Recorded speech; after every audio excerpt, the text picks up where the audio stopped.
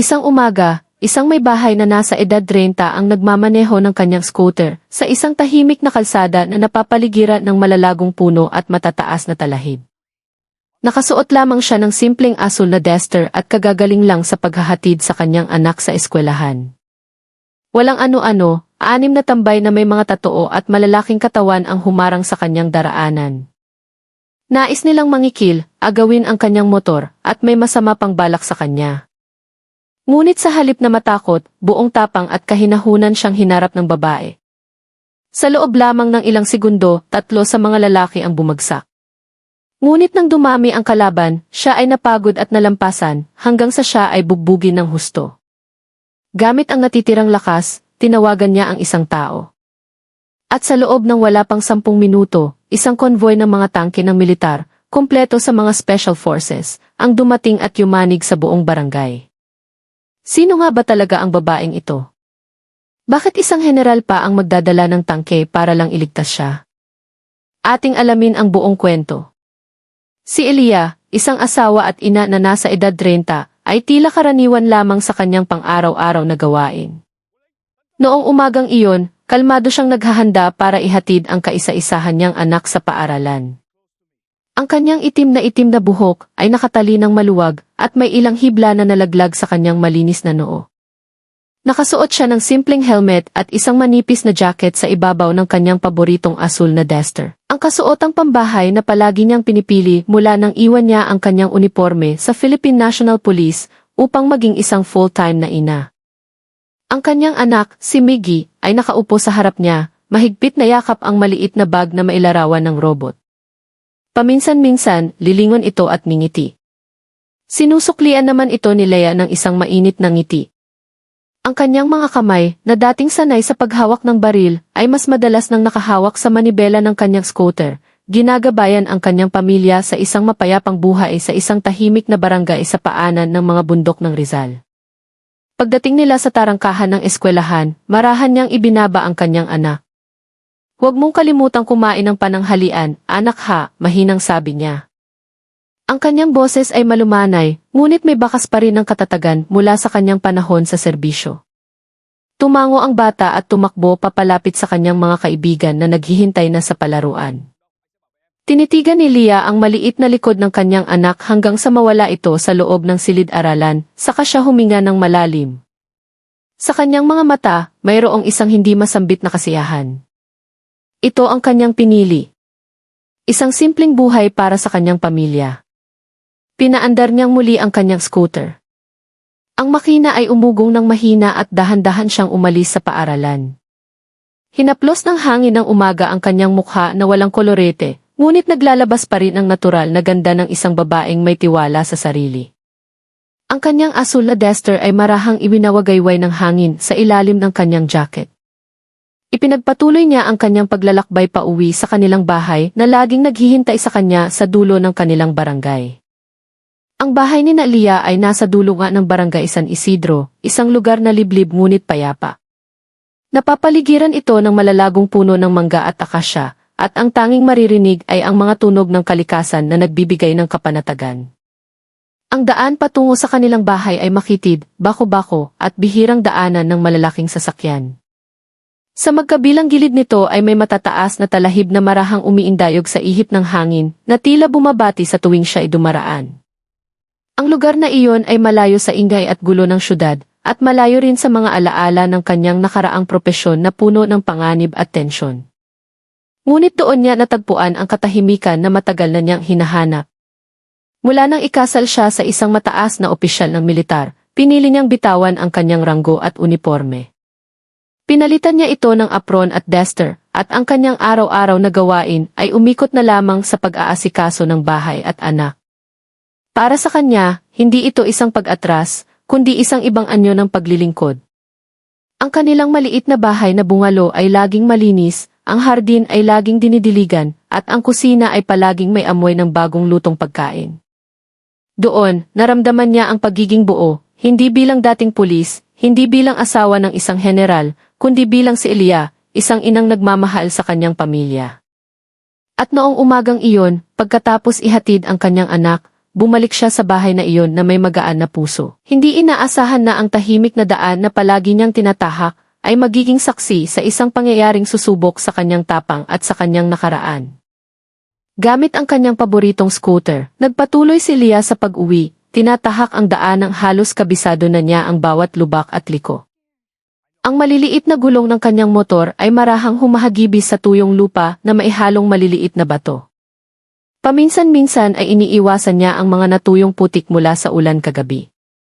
Hindi siya nagmamadali. Ang umaga ay maliwanag, ang langit ay bughaw na walang makapal na ulap, at ang hangin ay banayad na nagdadala ng amoy ng basang lupa at mga tuyong dahon. Ang kanyang mga kamay na dating bihasa sa pagkalabit ng gatilyo ay relax na nakahawak sa manibela. Ang kanyang katawan ay bahagyang nakahilig pasulong. Ang kanyang asul na duster ay marahang sumasayaw sa likod ng kanyang manipis na jacket. Walang ingay ng busina o ugong ng makina ng kotse, tanging ang pagaspas ng mga dahon at huni ng mga ibon ang kasama niya sa paglalakbay. Nasiyahan siya sa pag-iisa na iyon. Isang pambihirang pagkakataon kung saan maaari siyang magmuni-muni ng walang abala, iniisip ang planong lulutuin para sa tanghalian, marahil isang mainit na tinolang manok o ang listahan ng mga bibilhin sa palengke sa darating na linggo. Ang scooter na iyon ay hindi lamang isang sasakyan, kundi isang tapat na kaibigan na laging naghahatid sa kanya pauwi sa lugar kung saan siya nakakaramdam ng lubos na kaligtasan at pagmamahal. Ang kanilang bahay ay nakatago sa likod ng malalagong puno ng bayabas at kawayan na tumutubo ng ligaw ngunit maayos. Ang pader ng bahay ay may kupas na kulay krema, ang bubong ay gawa sa lumang yero na matibay pa rin, at ang bakuran ay tinatamnan ng gumamela at siling labuyo na siya mismo ang nag-aalaga. Ang lugar na iyon ay malayo talaga sa sentro ng bayan. Minsan, nawawala pa ang signal ng cellphone doon, ngunit iyon mismo ang gusto niya, ang katahimikan na hindi mabibili ng pera. Mula nang lumipat sila roon kasama ang kanyang asawa, pakiramdam ni Leah ay nakahanap siya ng bagong mundo na malayo sa presyon ng kanyang nakaraan bilang isang pulis. Sa bahay na ito, natuto siyang magluto ng iba't ibang putahe, magplansa ng mga uniforme, at makinig sa mga kwento ng mga kapitbahay nang hindi kailangang magdala ng baril. Ang kanyang anak ay lumaki ng malusog sa isang ligtas na kapaligiran, at ang kanyang asawa, bagamat abala, ay laging umuuwi ng may mainit na ngiti. Ang bahay na iyon ay hindi isang palasyo, ngunit para kay Leah, ito ay mas mahalaga kaysa sa anumang bagay. At sa tuwing natatanaw niya ang kanilang kahoy na tarangkahan mula sa malayo, ang kanyang puso ay laging napupuno ng malalim na pasasalamat. Ang daan na kanyang dinaraanan araw-araw ay hindi talaga matao. Sa magkabilang gilid ay may mga dambuhalang puno ng akasya na marahil ay mas matanda pa kaysa sa barangay mismo. Ang mga ugat nito ay nakalawit at ang mga sanga ay nagsasalubong sa itaas ng daan, lumilikha ng isang natural na lagusan na laging malilim sa buong araw. Ang mga talahib ay tumutubo ng ligaw sa pagitan ng mga palumpong, matataas at naninilaw, at marahang umiindayog sa bawat ihip ng hangin. Ang tunog ng mga kuliglig at huni ng mga ibon ang tanging musika na sumasabay sa kanyang pag-usad. Walang tindahan, walang outpost, lalo na walang ilaw sa kalsada, tanging lupa, mga puno, at katahimikan ang bumabalot sa lugar. Para sa iba, ang daan na iyon ay maaaring nakakatakot. Ngunit para kay Leah, doon niya nararamdaman ang kalayaan. Maaari siyang huminga ng maluwag, bitawan ang lahat ng pasanin. Tila ang mundo ay sa kanya lamang sa loob ng maikling paglalakbay na iyon. Maging ang amoy ng basang lupa at nabubulok na dahon ay tila nakapagpapakalma, tulad ng isang yakap mula sa kalikasan na walang hinihinging kapalit. Nang tanghaling iyon, ang pakiramdam sa daan ay mas tahimik kaysa karaniwan. Ang araw ay nasa itaas mismo ng kanyang ulo, kaya't ang mga anino ay lumiit at ang hangin ay medyo mainit. Walang mga magsasakang papunta sa bukid. Walang mga batang naglalaro sa kanal. Maging ang mga manok ay nagtatago sa ilalim ng mga kubo. Tanging si Leah lamang ang dumaraan, kasama ang mahinang ugong ng kanyang motor na bumabasag sa katahimikan. Hindi siya nag-aalala. Ang kanilang barangay ay ligtas. Magkakakilala ang mga kapitbahay at halos walang krimen na nangyayari. Iniisip pa niya ang resape para sa tinolang manok habang paminsan-minsan ay hinahawi ang buhok na dumidikit sa kanyang liig dahil sa init. Ngunit sa likod ng katahimikan na iyon, mayroong isang bagay na hindi pangkaraniwan, ang hangin ay tila mas mabigat. Ang katahimikan ay masyadong perpekto. Tila ang kalikasan mismo ay nagpipigil ng hininga. Hindi ito napansin ni Ilya. Ngunit ang daan na karaniwang naghahatid sa kanya ng payapa pauwi ay magiging entablado para sa isang pagsubok na hindi niya kailanman inasahan. Tanging ang tunog ng mga kuliglig at pagaspas ng mga dahon ang kasama ni Ilya sa paglalakbay ng tanghaling iyon, lumilikha ng isang natural na ritmo na paulit-ulit ngunit nakakakalma. Mabagal siyang nagmamaneho. Ang kanyang mga mata ay paminsan-minsang tumitingin sa paligid, sa malalagong puno, sa umiindayog na talahib, at sa daanang lupa na palikuliko na parang isang tamad na ahas. Walang boses ng tao, walang ugong ng ibang sasakyan, kahit ang aso ng kapitbahay ay hindi tumatahol mula sa bakuran. Ang katahimikan na iyon ay karaniwang nagpaparelax sa kanya, nagbibigay sa kanya ng espasyo para mag-isip o simpleng tamasahin ang kanyang pag-iisa sa gitna ng kalikasan. Hindi niya napansin na ang tibok ng kanyang puso ay mas mabagal kaysa karaniwan. Tila alam ng kanyang katawan na walang banta sa paligid. Ngunit sa likod ng katahimikan na iyon, ang kanyang dating instinct na hinasa sa Philippine National Police Academy ay nagsimulang bumulong ng mahina, bagamat sinasadya niyang baliwalain ito. Ano nga ba naman ang maaaring mangyari sa isang liblib na daan na tulad nito? Tanging hangin, dahon, at ang kanyang sariling anino lamang ang sumusunod. Bigla, sa di kalayuan, may nahagip ang kanyang mga mata na isang bagay na hindi pangkaraniwan. Isang grupo ng mga tao ang nakatayo sa gitna ng daan. Hindi sila gumagalaw, nakahanay lamang na parang isang pader na humaharang sa kanyang pag-uwi. Pinabaga ni Ilya ang takbo ng kanyang motor. Bahagya siyang kumunot noo. 6 na lalaki na may malalaking katawan, nakasuot ng mga sira-sirang damit, at may mga tatoo na gumagapang mula sa leeg hanggang sa braso ang malinaw na nakikita. Kahit mula sa malayo, mukha silang madilim na anino sa ilalim ng sikat ng araw, kakaiba, mapanganib at hindi nababagay sa isang mapayapang barangay. Hindi agad nagpanik si Ilya, ngunit ang kanyang katawan ay otomatikong nanigas. Ang kanyang mga kamay na kanina i-relax ay mas humigpit ngayon sa pagkakahawak sa manibela. Alam niyang hindi ito grupo ng mga magsasaka o nagtitinda ng gulay. Mayroong mali. At sa unang pagkakataon sa kanyang karaniwang mapayapang pag-uwi, naramdaman niyang ang hangin sa paligid niya ay nagbago mula sa pagiging kalmado tungo sa pagiging mapanganib. Ang 6 na lalaki ay mayabang na nakatayo. Ang kanilang mga katawan ay sadyang ginawang nakakatakot, malalapad na balikat, nakausling dibdib, at mga tingin na puno ng pagnanasang mang-api. Mga magagaspang na tatoo ang nakaguhit sa kanilang mga braso at liig, mga larawan ng dragon, bungo, at mga hindi maintindihang salita na tila gustong patunayan kung gaano sila katapang. Ang ilan sa kanila ay bumunguya ng chewing gum nang nakabukas ang bibig, habang ang iba ay nakatingin kay Ilya na may mapanlinlang na ngiti, na para bang nakakita ng isang walang kalaban-laban na biktima.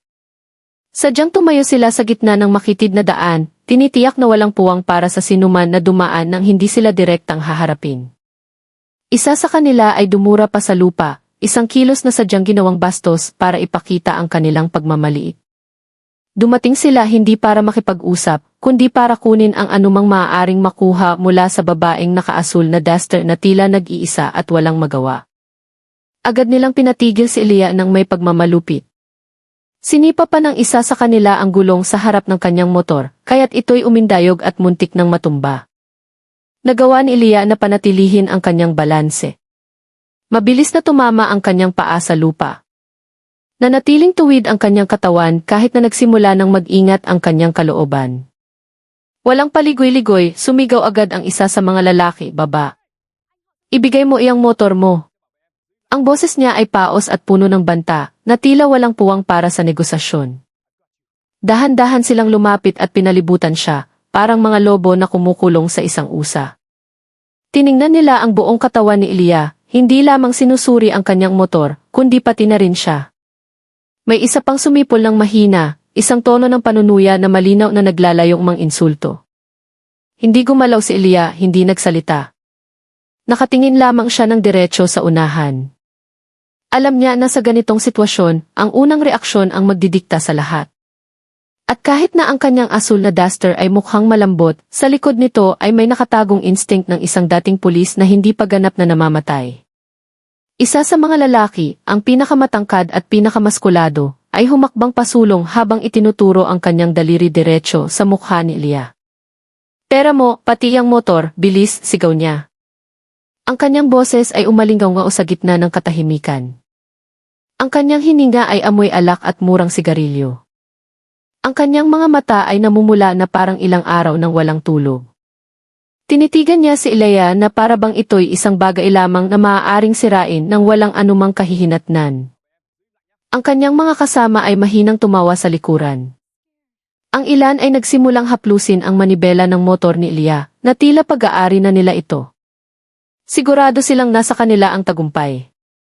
Sino nga ba naman ang maglalakas loob na lumaban sa 6 na malalaking lalaki sa isang liblib na lugar? Isa sa kanila ay binuksan na ang susya ng motor, handang itakas ito sa loob lamang ng ilang segundo. Para sa kanila, hindi ito ang unang pagnanakaw, at sigurado silang hindi rin ito ang huli. Ngunit hindi naging ganoon ang reaksyon ni Ilya tulad ng kanilang inaasahan. Hindi siya umiyak, hindi nanginginig at hindi man lang umatras. Buong kalmadong tiningnan niya ang mata ng pinakamatangkad na lalaki at dahan-dahang umiling. "Hindi," sabi niya ng mahina ngunit matatag. Isang salita na parang martilyo sa gitna ng katahimikan. Nanatiling tuwid ang kanyang katawan, hindi yumuko ang kanyang baba, at hindi umiwas ang kanyang mga mata. Nagkatinginan ang mga lalaki, hindi makapaniwala sa kanilang narinig. Isang babaeng nakaduster, nag-iisa sa gitna ng daan, naglakas loob na tumanggi. Isa sa kanila ang tumawa ng malakas, na para bang iyon ang pinakamagandang biro sa araw na iyon. Ngunit ang tawa ay mabilis na napalitan ng pagsimangot ng mapagtanto nilang seryoso talaga si Ilya. Sa likod ng kanyang kahinahunan, mayroong isang bagay na nagpaduda sa kanila. Hindi takot, kundi isang kakaibang pakiramdam. Masyadong kalmado ang babaeng ito, masyadong may tiwala sa sarili, at iyon ang nagbigay sa kanila ng kaunting kaba. Nagsimulang mawala ng pasensya ang mga lalaki. Hindi sila sanay na tinatanggihan, lalo na ng isang babaeng mukhang mahina sa kanyang asul na duster at tsinelas. Isa sa kanila, na may malaking tiyan at mabahong hininga, ay humakbang pasulong at tinulak ang dibdib ni Ilya gamit ang kanyang palad. "Kung ayaw mong sumunod, sa pilitan naming kukunin lahat, motor, pera, pati ikaw, isasama namin," banta niya. Ang kanyang boses ay paos at puno ng peking galit na sadyang pinalaki para manakot. Lumapit din ang kanyang mga kasama, bumuo ng isang masikip na bilog sa paligid ni Ilya, kinukulong siya na parang isang bihag na walang matatakbuhan. Isa sa kanila ay inabot na ang maliit na bag na nakasabit sa manibela, handang punitin ito kung kinakailangan. Sigurado silang sa loob ng ilang segundo, susuko na ang babaeng ito, iiyak, magmamakaawa, o kahit man lang manginig sa takot. Iyon ang laging nangyayari noon. Ngunit nanatiling tahimik si Ilya. Hindi niya nilabanan ang pagtulak, hindi rin siya umatras. Tiningnan niya isa-isa ang mga mukha ng mga lalaki nang may kahinahunan na para bang sinusuri hindi ang kanilang banta, kundi ang kanilang kahangalan.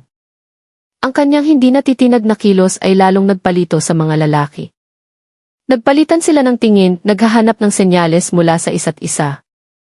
Patibong ba ito? May koneksyon ba ang babaeng ito, o baka naman talagang hindi siya takot? Isa sa mga lalaki ay lumingon pa sa likuran na para bang may inaasahang sasakyan na darating para tumulong. Ngunit wala. Tanging hangin, dahon, at ang araw na nagsisimula ng bumaba. Ang tensyon ay nagsimulang maging pagkabalisa sa panig ng mga lalaki. Dumating sila para magnakaw, hindi para harapin ang isang katahimikan na parang isang babala. At sa likod ng pananahimik ni Ilya, nagsimulang bumulong ang kanilang mailap na instinct. May masamang mangyayari. Ang pinuno ng grupo, ang pinakamatangkad na lalaki na may tatoo ng ahas sa liig, ay nawalan ng pasensya. Humakbang siya pasulong hanggang sa isang hakbang na lang ang layo ng kanyang mukha kay Ilya. Ang kanyang hiningang amoy alak ay tumama sa ilong nito. Nanliit ang kanyang mga mata, puno ng galit na hindi na mapigilan. "Bilis, ibigay mo na lahat ng dala mo, pera, cellphone, motor, lahat, ngayon na," sigaw niya. Ang kanyang boses ay umalingaw na parang isang gong na malakas na pinukpok sa gitna ng katahimikan. Itinaas niya ang kanyang kamay, handang sakmalin ang kwelyo ng Dexter ni Ilya kung hindi ito agad susunod. Nagtulakan din ang kanyang mga kasama mula sa likuran. Maingay ang kanilang mga boses, puno ng mura at masasakit na salita. Gusto na nilang tapusin ito, dalhin ang mga nakaw, at pumunta sa paborito nilang tindahan para ipagdiwang ang tagumpay. Ngunit tinitigan lamang siya ni Ilya ng diretso sa mata, hindi kumukurap, hindi natatakot. Ang kanyang mukha ay blanko. Walang ekspresyon ng takot, galit o kahit inis. Tanging isang malalim na katahimikan, tulad ng ibabaw ng isang lawa sa gitna ng gubat na hindi kailanman nagagambala. Hindi siya sumagot, hindi tumango, hindi rin umiling. Tanging isang pananahimik na mas nakakatakot pa kaysa sa isang sigaw. Nagsimulang makaramdam ng hindi komportable ang mga lalaki. Sanay silang makita ang kanilang mga biktima na umiiyak, nagmamakaawa, o kahit man lang nanginginig sa takot. Ngunit ang babaeng ito, para sa kanya ay mga langaw lang sila na hindi karapat-dapat itaboy. Isa sa mga lalaki ay napalunok. Ang kanyang kamay na kanina ihandang agawin ang bag ay nanigas na ngayon sa kanyang tabi. Sa likod ng kahinahunan ni Ilya, mayroong isang bagay na hindi nila maintindihan. Hindi ito ordinaryong katapangan, kundi isang kumpiyansa na nagmula sa karanasan. At sa unang pagkakataon ng tanghaling iyon, naramdaman ng mga lalaki na sila ang sinusubaybayan, hindi sila ang nanunubaybay. Ang kakaibang kahinahunan ni Ilya ay unti-unting sumira sa kumpiyansa ng mga lalaki. Nagsimula silang magbulungan. Ang kanilang mga boses ay hindi na kasing lakas ng dati. Isa sa kanila ay kinamot ang kanyang lieg dahil sa pagkabalisa. Ang isa naman ay kinagat ang kanyang labi habang nakatingin kay Ilya na maihalong pagkalito. Dumating sila para magnakaw, hindi para makipaglaro ng hulaan sa isang babaeng tahimik na parang estatwa. Ang kanilang kumpiyansa na kanina ay umaapaw ay nagsimula ng magkalamat, pinalitan ng isang hindi maipaliwanag na pagdududa at pagkabalisa. Ang weird naman nitong babaeng to, bulong ng isa sa kanila, sapat na lakas para marinig ng kanyang mga kasama. Maging ang pinuno ng grupo na kanina'y pinakamalakas sumigaw ay nag-aalinlangan na. Nanliit ang kanyang mga mata, sinusubukang humanap ng butas, ng senyales na nagkukunwari lang si Ilya na malakas, ngunit wala. Tanging isang buo, malamig at matalim na kahinahunan. Ang pinakamatabang lalaki, na siyang pinaka-agresibo kanina pa, ay sumabog. Hindi na niya kinaya ang katahimikan na parang isang pang-iinsulto. Bilis, ibigay mo na lahat, kung hindi, hindi kami magdadalawang isip na saktan ka, sigaw niya habang sinusuntok ang hangin sa harap ng mukha ni Ilya, umaasang ang kilos na iyon ay sapat na para matakot ito. Humihingal siya, namumula ang kanyang mukha, at nangingilid ang luha sa kanyang mga mata dahil sa pilit na emosyon. Gusto na niyang tapusin ang kababalaghang ito, bugbugin, nakawan at umalis. Ngunit hindi pa rin natinag si Ilya. Kahit na halos tumama na ang suntok sa kanyang ilong, hindi siya kumurap. Sa halip, sa gilid ng kanyang labi ay mailumitaw na tila isang manipis na ngiti, bahagya ngunit puno ng kahulugan. Ang ngiting iyon ay hindi tanda ng takot o pagsuko, kundi isang senyales na may alam siya na hindi nila alam.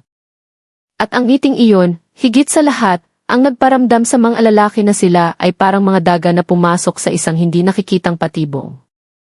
Bahagya lamang umiti si Ilya. Isang ngiti na hindi umabot sa kanyang mga mata, ngunit sapat na para magbago ang pakiramdam sa paligid. Ang ngiting iyon ay hindi tanda ng kahinaan, kundi ng kumpiyansa, kumpiyansa ng isang taong sinanay na harapin ang mga banta na mas malala pa kaysa sa 6 na lasing na tambay sa isang liblib na daan. Nagkatinginan ang mga lalaki, nalilito, at nagsisimulang makaramdam ng hindi komportable. Sanay silang makita ang kanilang mga biktima na umiiyak, nanginginig, o kahit man lang umatras sa takot. Ngunit ang babaeng ito, nakatayo siyang matatag. Ang kanyang asul na Dexter ay marahang iwinawagayway ng hangin. Ang kanyang mga mata ay kalmado, na para bang alam niyang sila ay isang maliit na abala lamang na malapit ng matapos.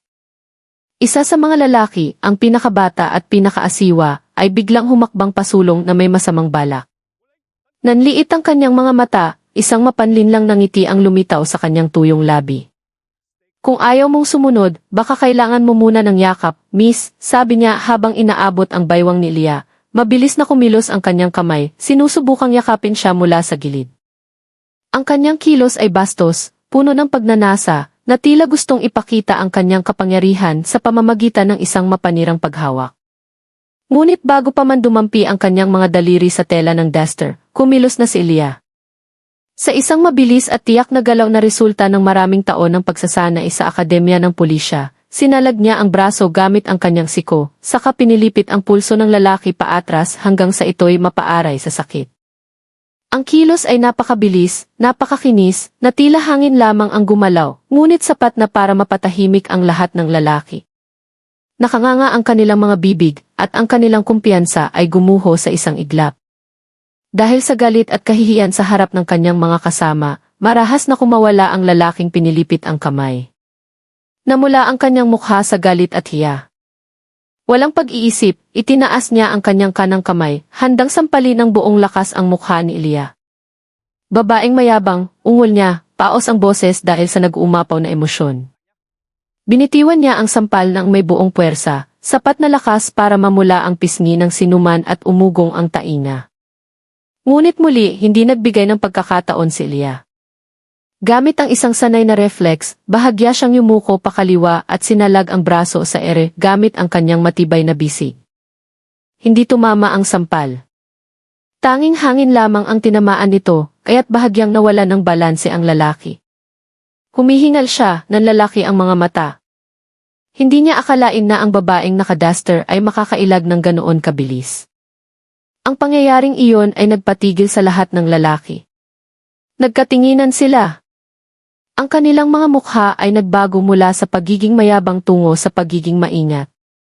Ang kaninang tumatawa ay ngayoy tahimik. Ang kaninang nagbabanta ay ngayoy napaluno. Wala nang maririnig na mura o panunuya. Tanging ang pagaspas ng hangin lamang ang naririnig. Tila pati ang kalikasan ay nagpipigil ng hininga, pinapanood ang pagbabago ng sitwasyon. Isa sa mga lalaki ay hindi sinasadyang umatras. Ang kanyang kamay na kanina ihandang magnakaw ay mahigpit na nakakuyom ngayon sa harap ng kanyang dibdib. Nagsimula na nilang mapagtanto na ang babaeng ito ay hindi isang ordinaryong biktima. Mayroong isang bagay sa likod ng kanyang kahinahunan, isang bagay na nagsasabi sa kanilang mailap na instinct na mag-ingat. Ngunit dahil sa hiya at yabang, ayaw nilang umatras. Masyado na silang malayo sa pagbabanta, masyado na nilang minaliit ang babae. Ngayon, ang tanging paraan para makalabas sa sitwasyon, ayon sa kanila, ay ang sabay-sabay na pagsugod bago pa man tuluyang wasaki ng babae ang kanilang dangal sa lupang dapat sana teritoryo nila. Ang pangyayaring iyon ay nagpalito sa lahat ng lalaki. Nagkatinginan sila, nalilito at nag-iingat. Sila na dumating ng may buong kumpiyansa bilang mga mangangaso ay para na ngayong mga biktima na pinapanood mula sa likod ng mga palumpong. Isa sa kanila ang kinamot ang lieg sa pagkabalisa. Ang isa naman ay kinagat ang labi habang nakatingin kay Ilya, na para bang naghahanap ng anumang senyales ng kahinaan, ngunit wala siyang makita. Sanay silang humarap sa mga biktimang agad sumusuko kapag nakita na ang kanilang bilang at laki. Ngunit ang babaeng ito, lalo pang huminahon habang tumitindi ang kanilang banta. Maging ang kanyang mga kilos sa pagsalag at pag-ilag ay masyadong mabilis, masyadong tiyak. Parang mga galaw na hinasa sa loob ng maraming taon, hindi lamang simpleng reflex. May bumulong sa isa sa kanila, baka dating pulis yan o ano, ngunit agad itong pinutol ng kanilang pinuno na ayaw aminin ang pagdududa sa harap ng kanyang mga tauhan. Umabot na sa sukdulan ang kanilang emosyon. Ang hiya na maihalong galit ay tumakip sa kanilang matinong pag-iisip. Naramdaman nilang minamaliit sila, iniinsulto, at pinaglalaruan ng isang babaeng dapat sana ay walang kalaban-laban sa harap ng 6 na malalaking lalaki na tulad nila. Anong akala mo sa sarili mo? Ang lakas ng loob mong lumaban sa amin, sigaw ng isa sa kanila habang sinusuntok ang lupa malapit sa paa ni Ilya. Nagliparan ang alikabok. Ang kanilang mga boses ay hindi na tunog kumpiyansa, kundi puno na ng pagkabigo at pagnanais na patunayan ang kanilang sarili. Wala na silang pakialam kung mapanganib si Ilya o hindi. Ang mahalaga ay maibalik ang kanilang dangal sa pamamagitan ng karahasan. At sa ganitong emosyonal na estado, nawala ang lohika, pinalitan ng pagnanasang manakit, mang-api at piliting sumuko. Nakalimutan nila na ang kahinahunan ni Ilya ay hindi tanda ng kahinaan, kundi isang bagyo na nagpipigil pa. At ang bagyong iyon ay malapit ng sumabog. Sa wakas, nagsalita si Elia. Ang kanyang boses ay kalmado, ngunit matalim na parang isang bagong hasang kutsilyo. Kung matapang kayo, isa-isa, sabi niya ng mahina. Tiningnan niya ang kanilang mga mukha, isa-isa ng walang takot.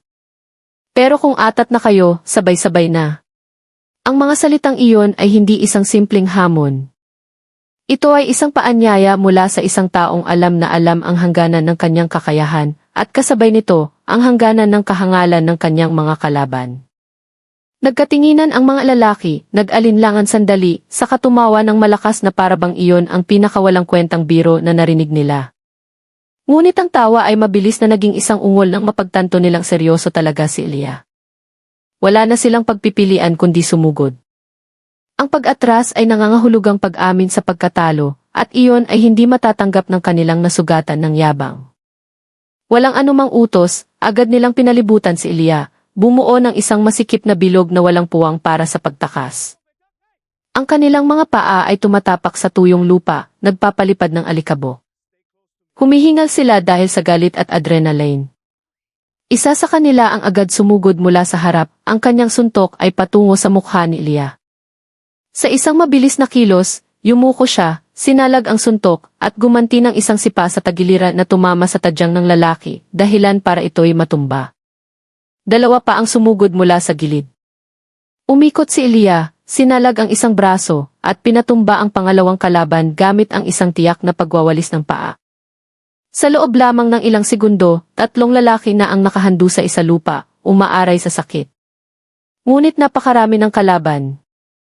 Habang nakatuon siya sa pangatlo, 2 lalaki ang brutal na sumugod mula sa likuran, tinulak siya hanggang sa matumba, at pinaulanan siya ng mga suntok at sipa ng walang awa. Sinubukan ni Elia na protektahan ang kanyang mukha at tiyan, ngunit unti-unti nang nawawala ang kanyang lakas. Bumagsak siya, humihingal, ang kanyang asul na duster ay puno na ng alikabok at dugo. Ngunit ang kanyang mga mata ay nakatingin pa rin ang diretso sa langit, puno ng isang determinasyon na hindi namamatay. Nakipaglaban si Elia ng may husay. Ang kanyang mga kilos ay mabilis at tiyak, isang alaala ng kanyang matinding pagsasanay bilang isang pulis. Hindi siya nagsayang ng lakas sa pagsigaw o emosyon. Bawat sipa, bawat salag, ay nakatuon lamang para maparalisa ang kalaban. Ang unang lalaki ay bumagsak matapos tamaan ng sikon ni Elia ang kanyang panga. Ang pangalawa ay umurong ng tamaan ng tuhod ni Elia ang kanyang binti. Gumulong siya sa maalikabok na lupa. Ang pangatlo, hindi man lang nakasuntok. Nahawakan na ni Elia ang kanyang kwelyo, pinaikot ang kanyang katawan, at ibinagsak gamit ang isang basic na teknike na itinuturo sa akademya. Sa loob ng wala pang 10 segundo, 3 lalaki na ang nakahandusay at umaaray, naghahabol ng hininga, ang kanilang mga mukha ay puno ng gulat at kahihiyan. Ang mga natirang lalaki ay natigilan sandali. Nakanganga ang kanilang mga bibig. Hindi nila akalain na ang babaeng nakaasul na duster ay ganito kahusay. Saglit silang nag-alinlangan kung dapat pa ba silang sumugod. Ngunit ang bilang ay bilang pa rin. Ang 3 natitirang lalaki ay nagkatinginan, at nang walang salita, sabay-sabay silang sumugod mula sa 3 magkakaibang direksyon. Nagawa pang salagin ni Elia ang isang suntok, nasipa pa niya ang tiyan ng isa sa kanila, ngunit sa huli, nalampasan na siya ng kanilang bilang. Isang malakas na suntok ang tumama sa kanyang tagiliran, dahilan para siya ay mahirapang huminga. Bago pa siya makabawi, 2 magaspang na kamay ang humila sa kanyang mga braso paatras, habang ang isa naman ay walang awang sumuntok sa kanyang tiyan at mukha. Bumagsak si Elia sa lupa. Ang kanyang katawan ay walang tigil na binugbog, suntok, sipa, at maging sipa ng sapatos sa kanyang likod ay malinaw na naririnig sa gitna ng katahimikan. Nanlabo ang kanyang paningin, nagdugo ang kanyang bibig, at napunit ang manggas ng kanyang asul na duster. Sinubukan niyang protektahan ang kanyang ulo at tiyan, ngunit unti-unti nang naubos ang kanyang lakas. Sa huli, bumagsak siyang walang magawa. Hirap siyang huminga, nanginginig ang kanyang katawan hindi dahil sa takot, kundi dahil sa sakit na gumagapang sa buong katawan niya. Ngunit kahit na malubha ang kanyang mga sugat, hindi pa rin namatay ang kanyang diwa. Sa likod ng kanyang namamagang mga mata, mayroon pa ring apoy na tumatangging sumuko. Ang katawan ni Elia ay bumagsak sa lupa, bugbog sarado at halos walang magawa. Dugo ay dahan-dahang umagos mula sa kanyang sentido, humalo sa alikabok at pawis, at dumungi sa kanyang asul na duster na dati malinis at maayos. Hirap siyang huminga, bawat paghinga ay parang isang kutsilyong tumutusok sa kanyang mga tadyang na marahil ay mailamat na. Nahihirapan siyang buksan ng husto ang kanyang mga mata, ngunit pinilit niya. Ayaw niyang mawalan ng malay, ayaw niyang sumuko sa lupang dapat sanay kanyang mapayapang daan pa uwi. Nakatayo ang mga lalaki sa paligid niya, tumatawa ng may kasiyahan, nagtatapikan sa likod, na para bang isang malaking kalaban ang kanilang natalo. Akala nila, talo na ang babaeng ito, walang magawa tulad ng kanilang mga nakaraang biktima. Ngunit nagkamali sila. Sa likod ng kanyang sugatang katawan, ang isip ni Ilya ay mabilis pa ring gumagana, kalmado at puno ng estratehiya. Alam niyang ang tanging pag-asa niya ay ang tawagan ang kanyang asawa. At para magawa iyon, kailangan niyang magtiis, kahit nagamit na lamang ang kanyang huling lakas. Sa isang halos hindi mapapansing kilos, kinapa ng kanyang nanginginig na kamay ang bulsa ng kanyang manipis na jacket. Naroon pa ang kanyang cellphone, hindi napansin ng mga lalaking abala sa pagdiriwang ng kanilang peking tagumpay. Pinindot ni Ilya ang speed dial, isang numero na sa ulado ng kanyang puso, isang numero na laging sinasagot sa loob lamang ng ilang segundo. Ang kanyang boses ay paos ngunit sapat na malinaw para marinig sa kabilang linya. Tulong! Ngayon na! Sa daan malapit sa eskwelahan. Binugbog ako ng mga tambay. Hindi na niya natapos ang sasabihin. Napansin ng isa sa mga lalaki ang kanyang kilos at marahas na inagaw ang cellphone mula sa kanyang mahinang kamay. Traidor ka ha! Sigaw nito habang inihagis ang cellphone sa lupa at tinapakan hanggang sa mabasag ang screen.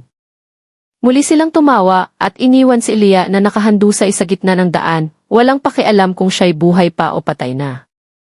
Ngunit ang hindi nila alam, nakakonekta na ang tawag.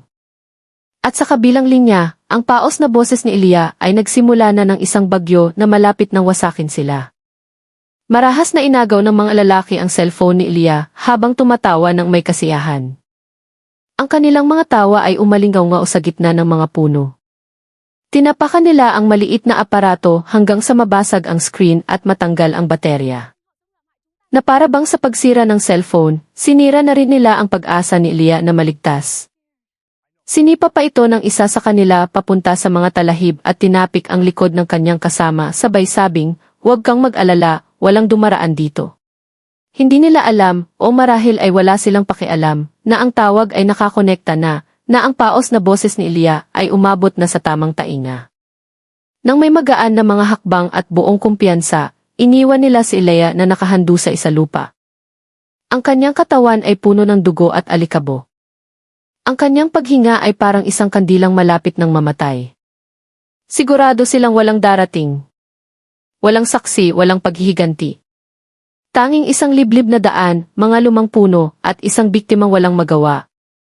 Hindi nagtagal matapos silang umalis, ang katahimikan na panandali ang nasira ng mga tawa at suntok ay muling bumalot sa daan. Ngunit sandali lamang. Bigla, mula sa malayo, may narinig na isang kakaibang ugong, mabigat, malalim at nagpapayanig sa lupa. Hindi ito tunog ng truck o motor, kundi ng isang makina ng bakal na bihirang marinig sa isang liblib na barangay. Si Ilya, na halos mawalan na ng malay, ay dahan-dahang iminulat ang kanyang mga mata. Sa abot tanaw, makapal na alikabok ang tumataas, at mula sa liko ng daan ay lumitaw ang isang dambuhalang anyo na unti-unting naging malinaw, isang tangke pandigma. Ang berdeng pintura nito ay kupas na, ang baril nito ay nakaturo ng diretsyo. Sa likod nito, dose-dosenang mga sundalo na may kumpletong uniforme ang tumatakbo. Ang kanilang mga bota ay yumayanig sa lupa. Dahan-dahang umusad ang sasakyang militar na para bang alam na alam kung saan dapat huminto. At nang tuluyan itong huminto sa tabi mismo ni Ilya, lahat ng tunog ng kalikasan ay tila tumigil. Tila ang kalikasan mismo ay nagbigay daan sa katarungan na dumating ng huli, ngunit hindi kailanman nabigo. Isang general, ang asawa ni Ilya, ay tumalon mula sa tangke. Ang kanyang unipormeng pandangal ay iwinagayway ng hangin. Ang kanyang mga bota ay tumama sa maalikabok na lupa. Ang kanyang mukha ay maputla, ang kanyang mga mata ay namumula, at siya ay humihingal hindi dahil sa pagod, kundi dahil sa galit at pag-aalala. Nang makita niya ang kanyang asawa na nakahandusay, ang aso na duster nito'y punit, ang mukha'y pasa, nanginginig ang buong katawan niya. Lumuhod siya sa tabi ni Leah. Ang kanyang mga kamay na karaniwang matatag sa pagbibigay ng utos ay nanginginig ngayon habang hinahaplos ang pisngi ng kanyang asawa. Leah, mahal. Imulat mo ang mga mata mo, bulong niya. Ang kanyang boses ay halos mabasag. Wala siyang pakialam sa kanyang mga tauhan na naghihintay ng utos. Sa kanyang mga mata, tanging ang kanyang asawa lamang ang naroon, ang malakas na babae na dati humahawak ng baril, ngayon nakahandusay dahil sa isang kalupitan na hindi dapat mangyari sa lupaing kanyang minamahal. Maingat na binuhat ng general ang katawan ni Leah. Inilabas niya ang kanyang radyo at nagbigay ng isang matatag na utos. Tumawag ng ambulansya ngayon na. Priority 1. Ang kanyang boses ay hindi na isang bulong. Ngayon, siya na ulit ang commander, malamig, mahusay at may otoridad. Agad kumilos ang kanyang mga tauhan. Patuloy na niyakap ng general ang kanyang asawa, hinahaplos ang buhok nito. Tiningnan niya ang buong paligid, ang malalaking puno, ang mga talahib, ang maalikabok na lupa. At sa likod ng kanyang tingin ay lumago ang isang hindi matitinag na determinasyon. Sino man ang naglakas loob na saktan ang kanyang asawa ay magsisisi habang buhay. Hindi niya alam kung sino sila, ngunit isa lang ang alam niya, hindi sila makakalayo at sa araw na ito, matututunan nila ang tunay na kahulugan ng katarungang militar. Matapos madala si Leah ng ambulansya na may sirena na bumasag sa katahimikan ng barangay, tumayo ang general sa gitna ng daan. Ang kanyang mukha ay nagbago mula sa pag-aalala tungo sa pagiging malamig na parang bakal. Tiningnan niya ang paligid, naghahanap ng anumang bakas. Hindi na niya kailangang mag-isip ng matagal. Isang sundalo ang nag-ulat na may mga residente na nakakita sa 6 na kahina-hinalang lalaki na naglalakad patungo sa isang tindahan sa dulo ng nayon. Walang pag-aalinlangan, sumakay muli ang general sa tangke. Ang kanyang boses ay matatag na nag-utos, galugarin ang lugar na iyan. Suriin ang bawat sulok. Hindi sila makakatakas. Agad kumilos ang kanyang mga tauhan, bumuo ng pormasyong pandigma kahit na mga tambailang ang kanilang haharapin. Dahil para sa kanila, hindi ito isang simpleng operasyon, kundi isang personal na misyon ng kanilang commander. Ang mga lalaki ay nakaupo ng kampante sa isang tindahan sa gilid ng kalsada, masayang nagtatawanan habang umiinom ng soft drinks at naninigarilyo. Ipinagmamayabang pa nila ang kanilang mga nakuha, ang wallet ni Leah na wala ng laman, ang susi ng kanyang motor, at mga pinalaking kwento tungkol sa mayabang na babae na sa wakas ay sumuko. Hindi nila inaasahan na may anumang kahihinatnan. Para sa kanila, ito ay isang ordinaryong araw lamang. Hindi nila pinansin ang alikabok na biglang tumaas sa di kalayuan. Hindi nila napansin ang ugong ng makina na papalapit. Kahit na lumitaw ang tangke sa dulo ng kalsada, nagkatinginan lang sila ng may pagtataka, hindi takot. Bakit may tangke dito? Tanong ng isa sa kanila habang tumatawa. Akala nila ay isang military exercise lamang. Hindi nila alam na ang isang mas malalang kaparusahan ay papalapit sa kanila, dala ng galit ng isang asawa na kagagaling lang sa pagkakita sa kanyang asawang duguan. Hindi sila tumakbo nang makita ang tangke. Sa halip nagtaka pa sila. Isa sa mga lalaki ay nagbiro pa, "Wow, may war game sa barangay natin," habang kampanteng umiinom. Nakaupo sila sa isang kahoy na bangko, puno ng peking tagumpay ang mga mukha. Walang pagsisisi, lalo na takot. Para sa kanila, si Leah ay isa lamang biktima. Hindi nila alam kung sino ang kanyang asawa, wala silang pakialam sa kung sino man ang nasa likod ng asul na duster na iyon. Hanggang sa ang malaking anino ng tangke ay tuluyang tumakip sa sikat ng araw sa harap ng tindahan. Bumaba ang general mula sa tangke nang may mga hakbang na kalmado, ngunit nakakayanig. Hindi siya sumigaw, hindi nagtaas ng baril. Sapat na ang kanyang malungkot na mukha at mga matang nag-aapoy para maging yelo ang hangin sa paligid. Unti-unting tumahimik ang mga lalaki. Nawala ang kanilang mga ngiti. Nahulog ang mga sigarilyo mula sa kanilang mga daliring biglang nanginginig. Ngayon lang nila napagtanto, hindi ito isang ehersisyo. Dumating ang tangke para sa kanila. Ngunit bago pa sila makatayo, kumilos na ang general. Sa isang mabilis na hakbang, sinunggaban niya ang liig ng pinuno ng grupo at ibinagsak ito sa lupa. Ikaw, sigaw niya, ang kanyang boses ay mababa ngunit gumugunaw ng kaluluwa. Ikaw ang naglakas loob na saktan ang asawa ko. Agad pinalibutan ng mga sundalo ang tindahan, handa ang kanilang mga armas.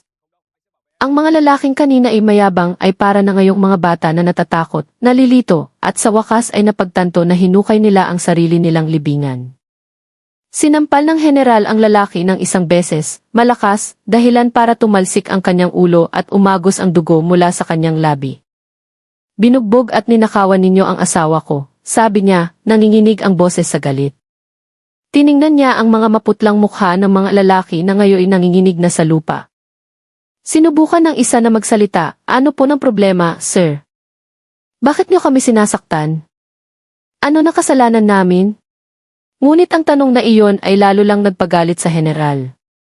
Isang senyas lamang sa kanyang mga tauhan, at sa isang iglap, sinunggaban na ng mga sundalo ang mga lalaki, tinalian ang kanilang mga kamay, at kinalagkad sila papunta sa isang truck. Umiiyak sila, nagmamakaawa, ngunit walang awa sa araw na iyon. Ang katarungan ay hindi laging dumarating sa korte. Minsan, dumarating ito sa anyo ng bakal, alikabok, at isang malamig na tingin ng isang asawang nagpoprotekta sa kanyang minamahal. Isang linggo matapos lumabas si Elias sa ospital, ang kanyang katawan ay mahina pa rin, may mga pasa pa sa kanyang mukha, ngunit ang kanyang diwa ay buo na. Dumalo siya sa paglilitis bilang pangunahing saksi. Umupo siyang tuwid sa silya, nakasuot ng isang malinis na asul na duster, pinalitan ang dati punit at duguan.